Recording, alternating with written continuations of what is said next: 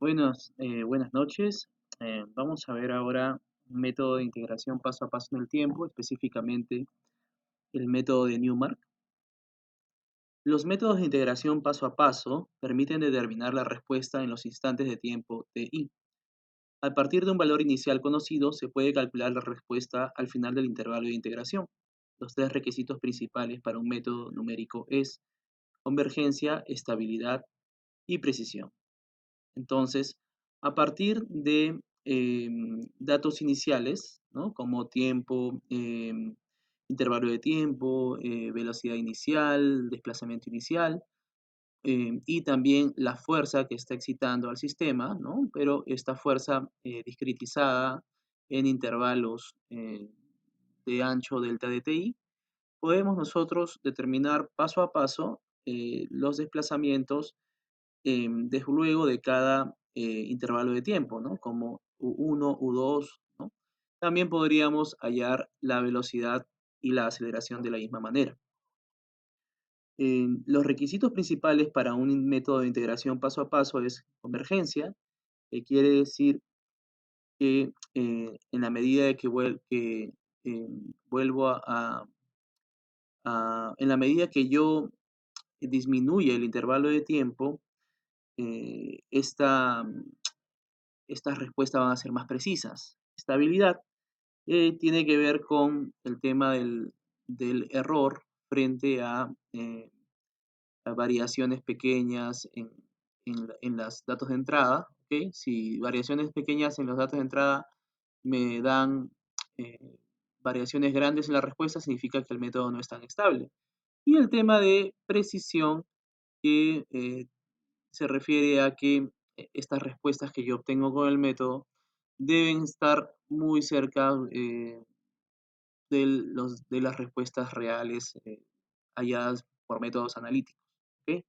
Entonces, el método de Newmark también es uno de los métodos paso a paso en el tiempo, ¿no? Que posee, entre sus muchas variantes, posee dos casos especiales, que es una, cuando se considera la aceleración promedio constante, es decir, en cada intervalo de tiempo tendríamos una aceleración constante, y también el otro caso es cuando nosotros tenemos una variación lineal de la aceleración en cada intervalo de tiempo.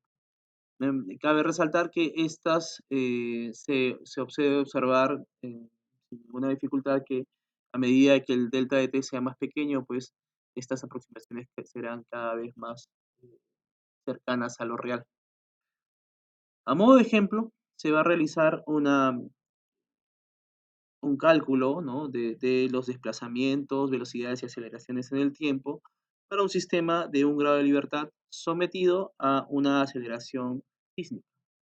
Entonces aquí en esta hoja nosotros tenemos un registro sísmico de aceleración versus periodo, ¿no? Versus tiempo, perdón, ¿no? Para intervalos de 0.01 segundos. Entonces, esto se puede obtener pues como respuesta de un acelerógrafo. Entonces, si yo deseo trabajar con este dato para un sistema de un grado de libertad, pues puedo hallar una fuerzas y cómo así podríamos hallar fuerzas con introduciendo o multiplicando a estas aceleraciones por menos la masa del sistema. Entonces, multiplicando a estas aceleraciones por menos la masa del sistema, podríamos obtener esa fuerza que excita al sistema de un grado de libertad, ¿no?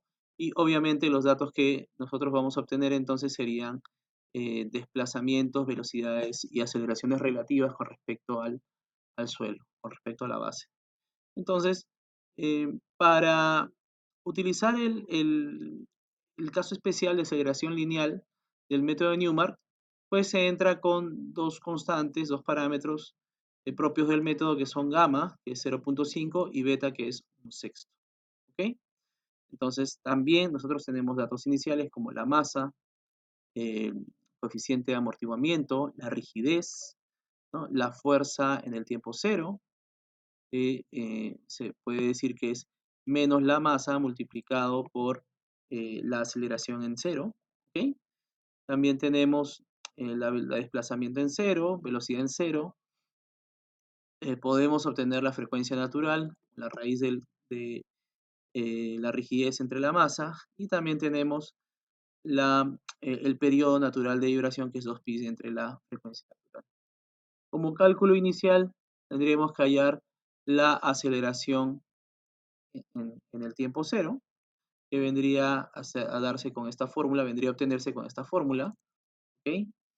Después tenemos que seleccionar un intervalo de delta de t, en este caso, ya que tenemos un acelerograma que posee intervalo de tiempo de 0.01, pues utilizaremos el mismo intervalo. ¿Ok? Luego, tenemos que hallar estos 4 parámetros del método, A1, A2, A3 y K, K especial, ¿no? Con estas fórmulas de aquí, ¿no? Entonces, esto simplemente es obtenerlo mediante el Excel. ¿Ok? Después, eh, el siguiente paso sería calcular ya en el tiempo, ¿no? Para is 1, 0,1,2, esta p', ¿no? I más 1, este desplazamiento en el tiempo I más 1, la velocidad en el tiempo I más 1, y la aceleración en el tiempo I más 1. Noten que estos parámetros que había calculado antes se encuentran en la ecuación 2.1, ¿ok?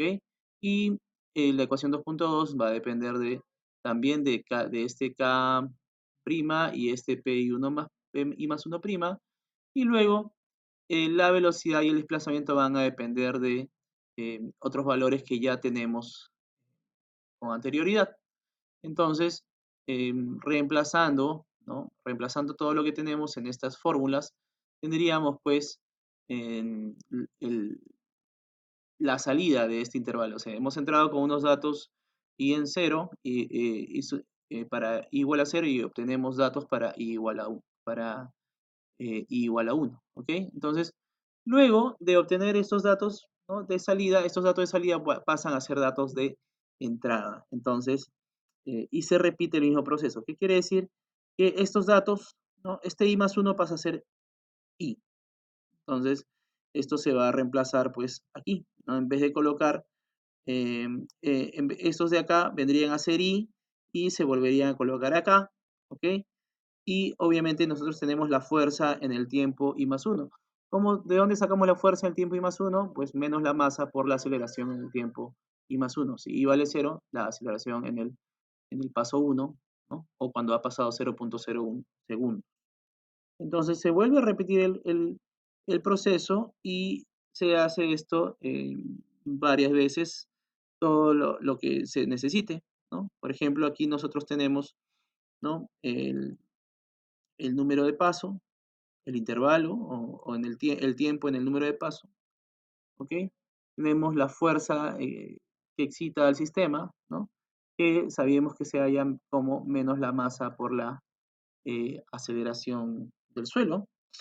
Tenemos este parámetro, P, bueno, esta rayita indica este parámetro, ¿ok?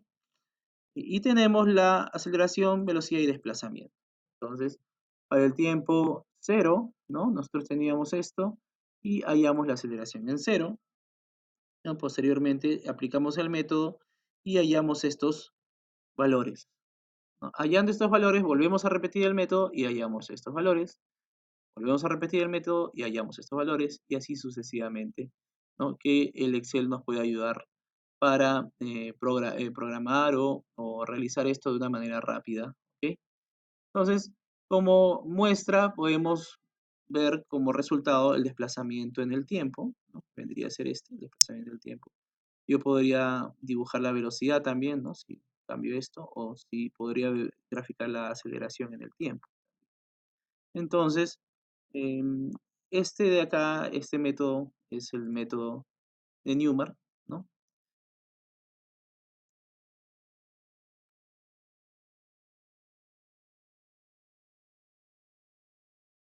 Entonces, este es el caso especial de la aceleración lineal. También se puede aplicar el caso de la aceleración promedio constante, pero allí el beta ya no valdría un sexto, sino valdría un cuarto.